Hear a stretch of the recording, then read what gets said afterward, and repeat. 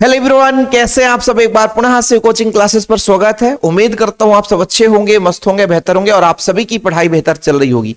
मेरे बच्चों, class 12 Hindi MP board का जो पेपर है वो 7 फरवरी को है और 7 फरवरी के लिए बच्चों हम लगातार अभी से तैयारी शुरू कर दिए हैं। तो जिन बच्चों ने भाई इसके पहले हमने जो वीडियो प्रोवाइड किया है उन वीडियो को नहीं देखा तो जाकर जरूर देखिएगा।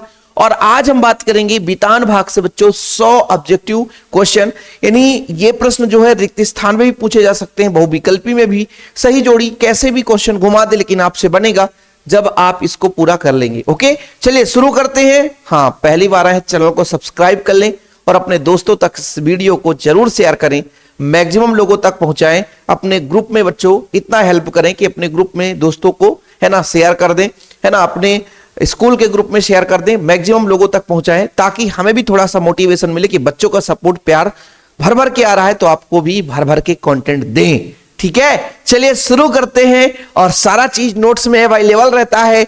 जिन बच्चों ने अभी तक नोट्स नहीं लिया है तो भाई नोट्स जरूर ले लेना प्यारे बच्चों, क्योंकि यदि आप लोगों का डिमांड है कि हमें भैया अच्छे से पढ़ना है तो आपके पास प्रॉपर नोट्स होना चाहिए। तो नोट्स के लिए कॉन्टेक्ट नंबर मैं लिख देता हूं 9685299149। ये मेरा पर्सनल नंबर है प्यारे बच्चों। जिन बच्चों को नोट्स लेना है तो इस नंबर पर जरूर संपर्क कर सकते हैं।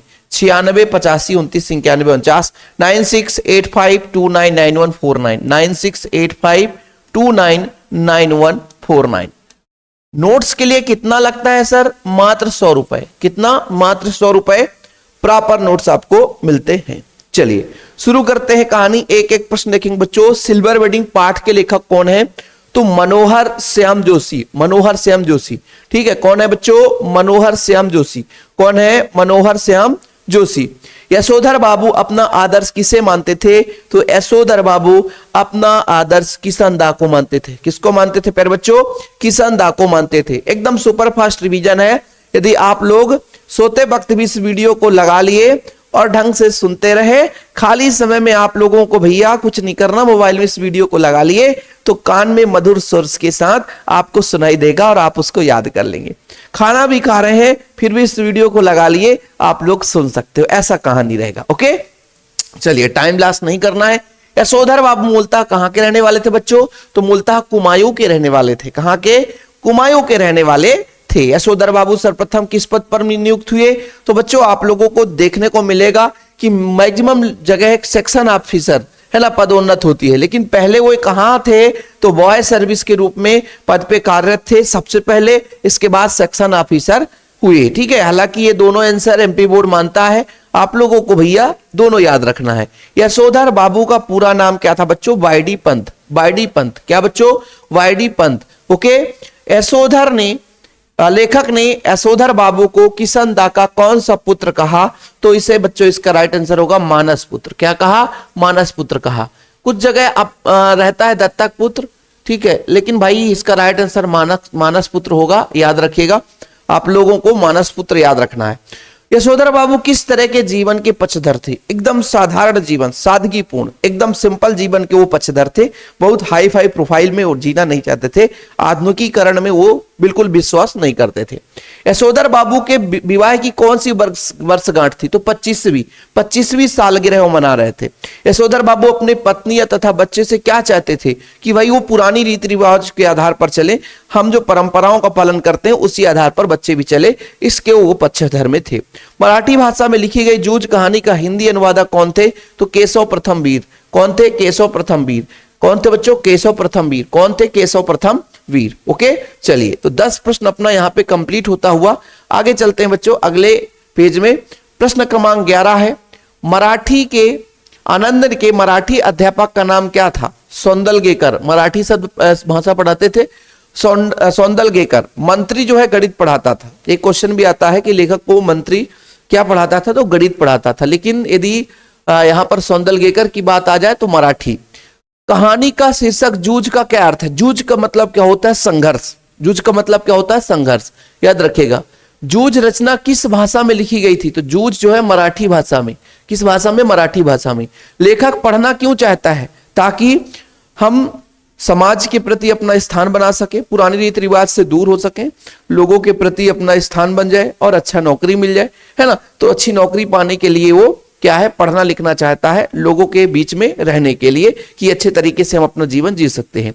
जूझ कहानी से लेखक की किस प्रवृत्ति का उद्घाटन हुआ बच्चों, यानी किस प्रकार से मतलब अंदर उत्पन्न हुआ, किस प्रवृत्ति का उत्पन्न मतलब उसके अंदर में एक प्रकार से प्रदीप्त हुई है। तो भैया जूझ कहानी से संघर्षमय जीवन, यानी जीवन में किस तरीके से संघर्ष होता है, ये चीज उसके मन में मतलब एक प्रकार से उद्घाटन हुआ, यानी उद्घाटन का मतलब उत्पन्न हुआ है बच्चों।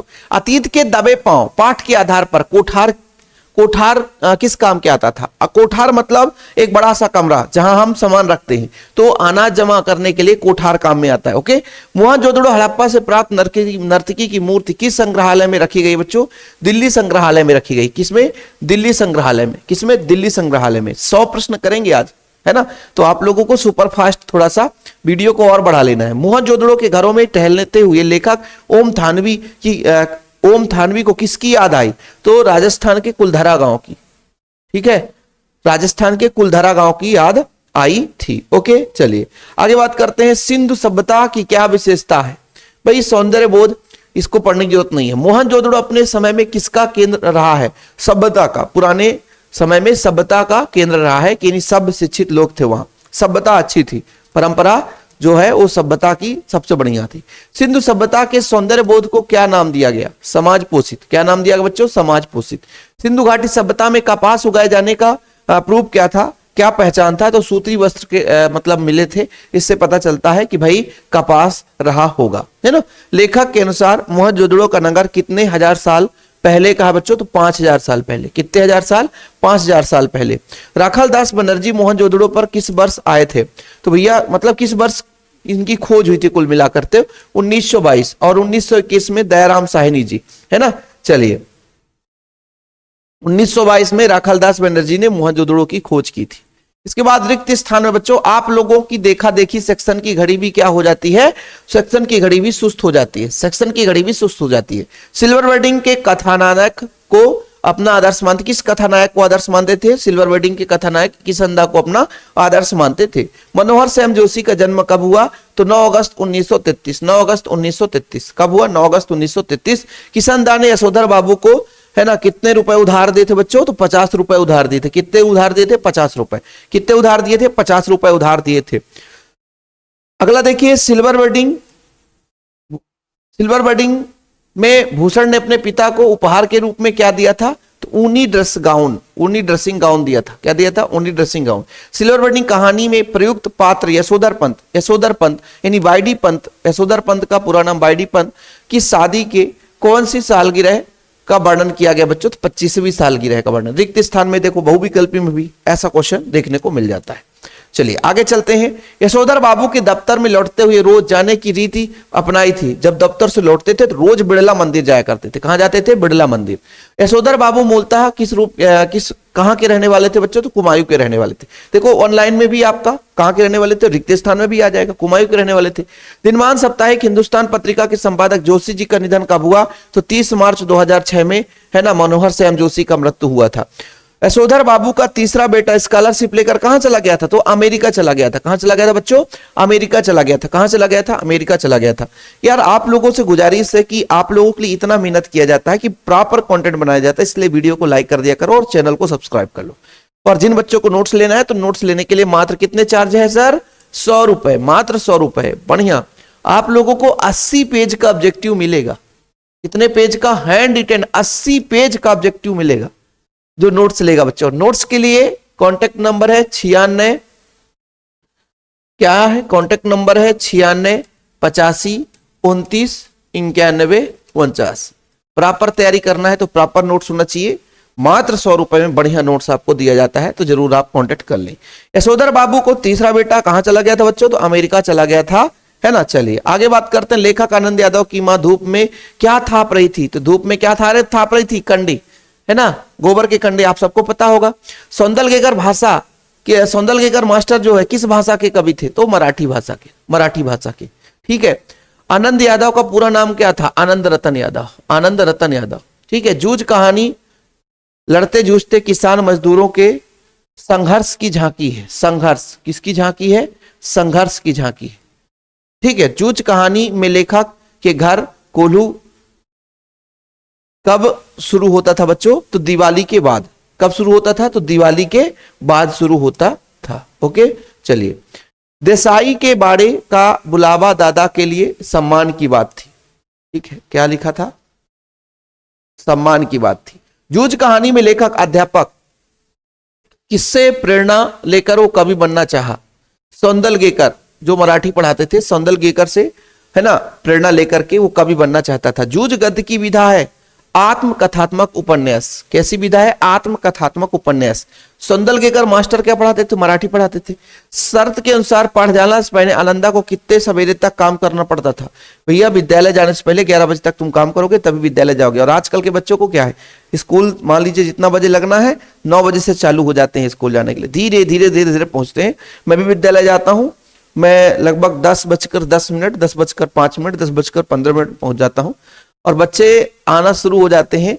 कुछ बच्चे तो पहले पहुंच जाते हैं, कुछ बच्चे तो 11 बजे तक आते रहते हैं। और पहले देखो इनको क्या बोला गया, 11 बजे तक काम करोगे इसके बाद स्कूल जाओगे।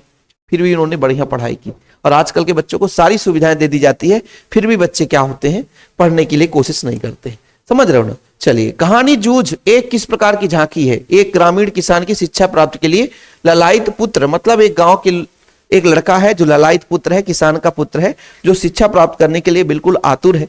हम शिक्षा प्राप्त करना चाहते हैं, उसकी कहानी का वर्णन है। आनंदा के कक्षा अध्यापक का नाम क्या था? और मंत्री। और एक क्वेश्चन और पढ़ लेना बच्चों, मंत्री क्या पढ़ाते थे? मंत्री गणित पढ़ाते थे। कक्षा अध्यापक उसको गणित पढ़ाते थे। मोहनजोदड़ो में 25 फुट ऊंचे एक चबूतरे पर क्या स्थित है? तो एक बौद्ध स्तूप स्थित है। क्या स्थित है? एक बौद्ध स्तूप।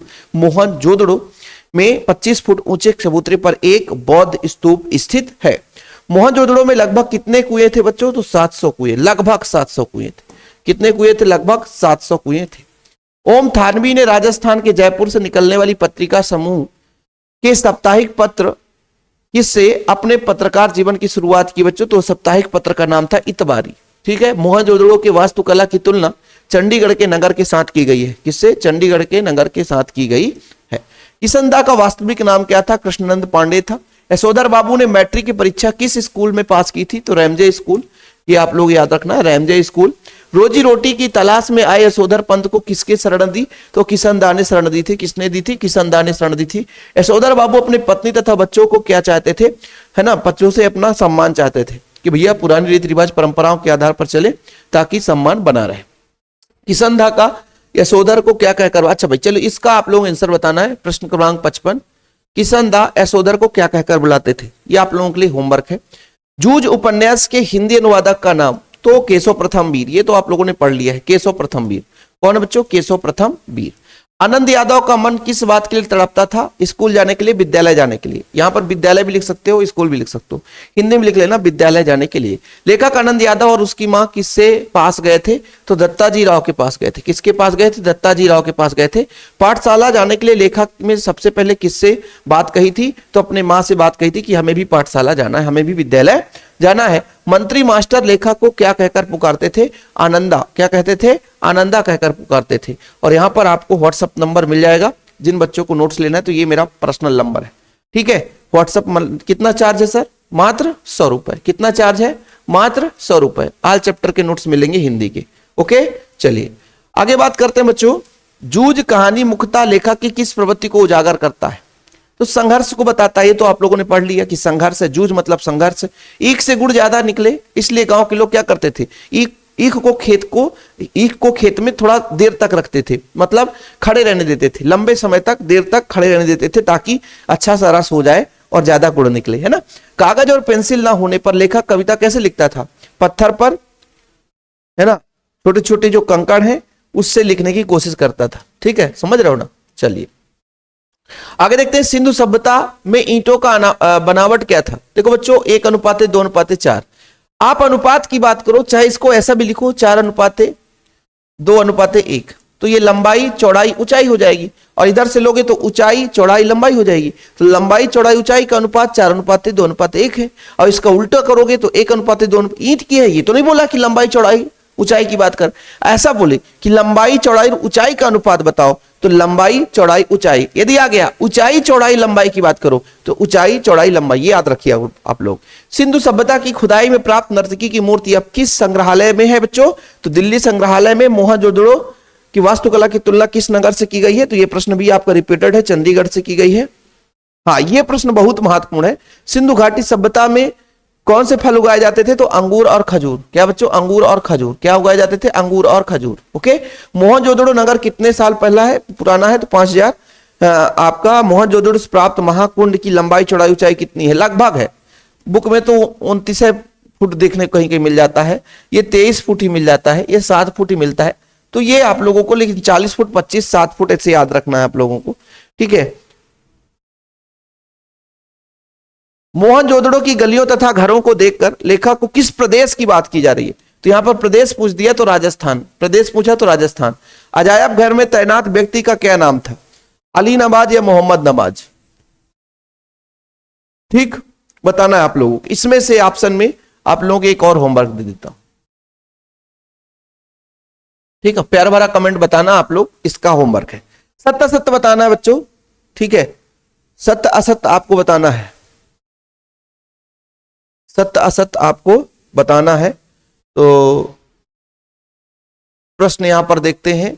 सिल्वर बर्डिंग की यह उत्सव विवाह के 25वीं वर्षगांठ में मनाई जा रही थी, तो बिल्कुल सही है भैया, सही है।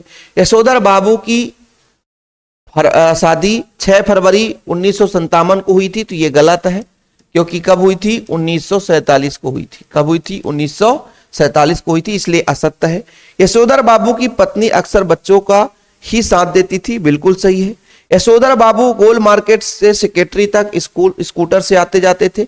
देखो बच्चों, एक चीज मैं आपको बता दूं, केवल स्कूटर से आते जाते नहीं थे, ऐसा नहीं है कि केवल स्कूटर से आते जाते, पहले पैदल चली, फिर साइकिल चली, फिर स्कूटर, इसलिए आपका गलत है। श्री मनोहर श्याम जोशी को साहित्य अकादमी पुरस्कार सम्मानित किया गया, सही है। यशोधर बाबू जीवन में मौज मस्ती के पक्षधर थे, बिल्कुल नहीं।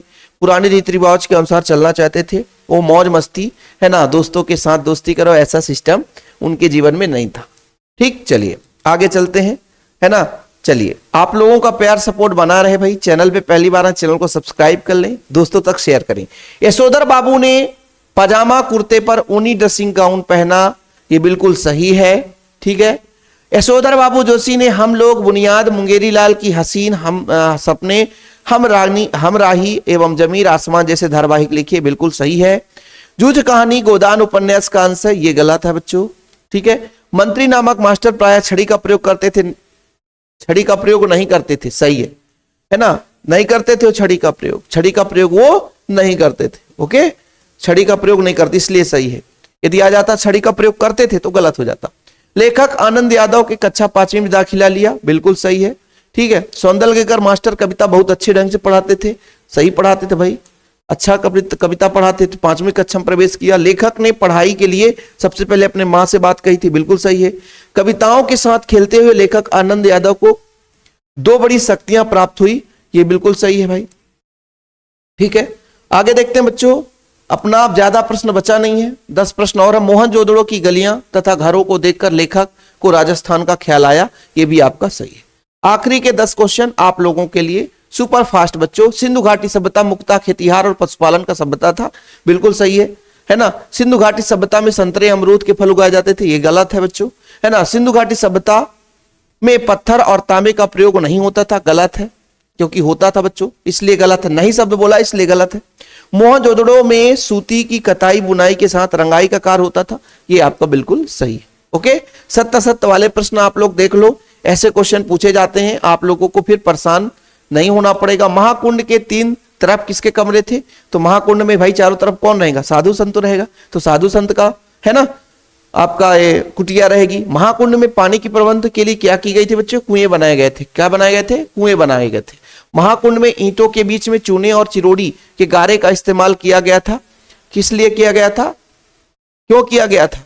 ताकि अशुद्ध पानी प्रवेश को रोक सके। भाई दरार को भरने के लिए चूने और चिरोड़ी का प्रयोग किया गया था, ताकि पानी ना घुसे अंदर, है ना। आज के जमाने में तो देखो, पहले के जमाने में दीवार बस खड़ी कर दी जाती थी तो पानी अंदर नहीं आ सकता था, लेकिन आज के जमाने में दीवार बस खड़े कर दो, पूरा दीवार भीग जाएगा, कमरे के अंदर पानी आ जाएगा, बिना छपाई के काम नहीं होता है ना। पूरा घर पूरा छपाई से भरा हुआ है ना, छपाई है फिर भी पानी अंदर आ ही जाता है, लेकिन पहले ऐसा नहीं होता था, समझ रहे हो ना। ठीक है, महाकुंड के पास मिले ज्ञानशालाओं के अवशेषों का क्या नाम था? कॉलेज ऑफ प्रीस्ट, ठीक है, कॉलेज ऑफ प्रीस्ट, ठीक। और 2, 5 और 8 स्नानागार कहां बने थे? तो कुंड के उत्तर में बने थे। कहां बने थे? कुंड के उत्तर में बने थे। इस तरीके से आज के हमारे सारे क्वेश्चन कंप्लीट हो चुके हैं भैया। ये कहां से आ गया? चलो, ये कहां से आ गया?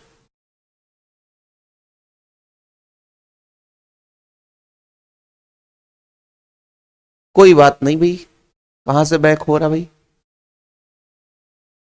तो यहां से अपना क्लास खत्म करते हैं। चलो, क्लास के लास्ट में ही ऐसा कहानी हुआ, चलो आ गया, है ना। तो ये सारा चीज नोट्स में भी रहता है। जिन बच्चों को नोट्स लेना है तो फिर से एक बार आखिरी बार आप लोगों से कहना चाहूंगा कि नोट्स जरूर ले लें प्रॉपर तैयारी के लिए। वीडियो को शेयर करें, मैक्सिमम लोगों तक लाइक कर दें। जय हिंद, वंदे मातरम।